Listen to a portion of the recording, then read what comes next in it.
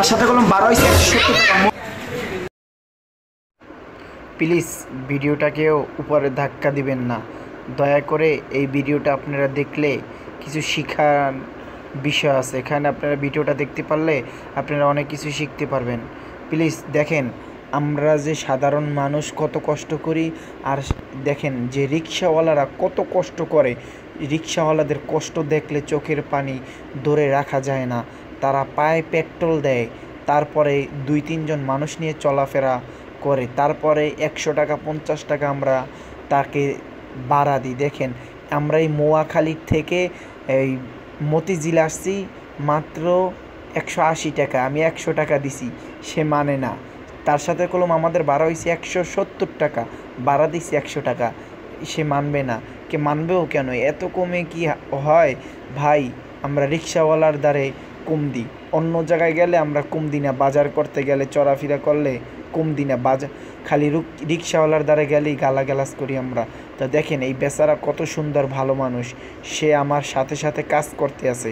এই যে খেজুরের কাঠনগুলো কলম আমি এক এক করে নামাইয়া ফালাইয়া এক পাশে রাখতে আছি, সে আমার সাথে কাজ করছে, তাকে কাজ করাইছি। দেখেন সে কি ভালো লোক হইলে কেমন করতে পারে। এই লোকটার দেখেন আপনারা, এই বেচারার আপনারা দেখেন কত ভালো লোক হইতে পারে।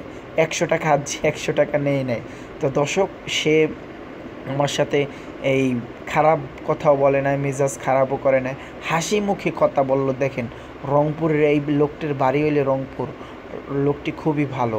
তারপরে আমি আবার 50 টাকা দিলাম, 150 টাকা। তা 150 টাকা থেকে এখনও কলম আমি এখন 30 টাকা কম দিছি, সে কলম বাড়াই নিতে চাই না, বলে কি আমার ন্যায্য ভাড়া দিলে আমি নিব, নাইলে নিব না, 150 টাকা আমি ভাড়া নিব না, 180 টাকা। তারপরে দেখেন তারপরে তার সাথে কি ঘটনা আমাদের ঘটে গেল। ভিডিওটা যদি আপনারা দেখেন, আপনাদের এখানে অনেক কিছু শিখানোর বিষয় আছে, অনেক আছে। দেখেন আমরা রিক্সাওয়ালাকে ঠকাবো না, আমরা গরিব দুঃখীদের ঠকাবো না, দিন মজুর যারা কাজ করে তাদেরকেও ঠকাবো না। দেখেন ভাইজানের সাথে আমরা অনেক তর্কতর্কি করলাম, সে মানতেই চায় না, সে এক কথা কি মানবেই না। দেখেন দর্শক, সে মানতে আসে না, সে কলম আমাদের সাথে কথা বলতে আছে যে আমার 180 টাকাই দিতে হবে, 180 টাকা না দিলে আমি টাকাই নিব না। তারপরে দেখেন দর্শক, আমি তারপরে 150 টাকা তার হাত থেকে আমি রাইখে দিব, সে কলম তারপরে টাকা না নিয়েই যাইব গা দর্শক। তারপরে কলম সে টাকা না নিয়ে যাবো। দেখেন ওই যে দেখেন 150 টাকা, এখন বললাম আমি বলছি কলম টাকা না নিলে আমি নিয়ে যাব, তারপরে এই যে দিয়ে দিল। দেখেন তারপর আমি টাকা লইয়ে গেলাম গা। তারপরে দেখেন কি ঘটনা ঘটে গেল চাচার সাথে। দেখেন চাচাই তবু রাগ করে নাই, তবু খারাপ ব্যবহার করে নাই, আলহামদুলিল্লাহ ব্যবহার অনেক সুন্দর, ব্যবহার চাচার ব্যবহার অনেক ভালো, ব্যবহার রাগ করে নাই। দেখেন কি করে দর্শক, দেখেন দেখতে পারে। হ্যাঁ এখন কলম চাচা কলম রাগ করিয়া গেছে গা, রাগ করে গেছে। তারপর কলম আমি দৌড় দিলাম, আমি দৌড় দেওয়ার পরেই দর্শক দেখতে পারতেছেন যে আমি দৌড় দেওয়ার পরেই চাচা গাড়িটা থামাই ফেলাইলো। তারপর আমি চাচার সাথে একটু মজা করলাম, তাই দেখেন যে চাচাই দাঁড়াইয়ে পড়লো। তারপর আমি বললাম চাচা যান আপনি ওঠেন, আমি আপনাকে নিয়ে যাব অনেক দূরে। সে বলছে না যাব না। তারপর জোর করে আমি টাইনিয়া তারপর গাড়িতে উঠাইলাম। দেখেন দর্শক দেখেন ভিডিওটা। তারপর আমি রিক্সা চালাইলাম। তারপরে আমি চিন্তা করলাম যে এত কষ্ট করে সে রিক্সা চালাইয়া আমাদের 2 জন মানুষ নিয়ে আসছে, তারপরে খেজুর নিয়ে এসে কত কষ্ট করে, অনেক কষ্ট হয়েছে এই চাচার।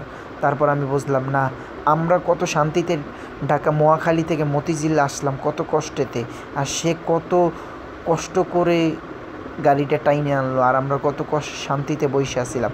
তারপর আমি বললাম বাজান আমার দ্বারে এই টাকাই আছে এই কম, আপনি 100 টাকা নেন, আমি আর 80 টাকা আর দিব না। সে বলল টাকা লাগবে না, তুমি খুশি থাকো। তারপরে তার সাথে আমি দেখেন কি ঘটনা ঘটে গেল দর্শক। দেখেন দর্শক যে দেখতে পারতেছেন আমরা হলো মোয়াখালীর থেকে 10 কার্টন খেজুর আমি আর আমার ভাই আসছি বাজানের সাথে আমাদের কলম রেট হয়েছে 170 টাকা। কত বাজান একটু কথা বলেন এই সামনে? 170 টাকা বাড়া হয়েছে, আমি 30 টাকা তাকে আমি খুশি হয়ে দিব।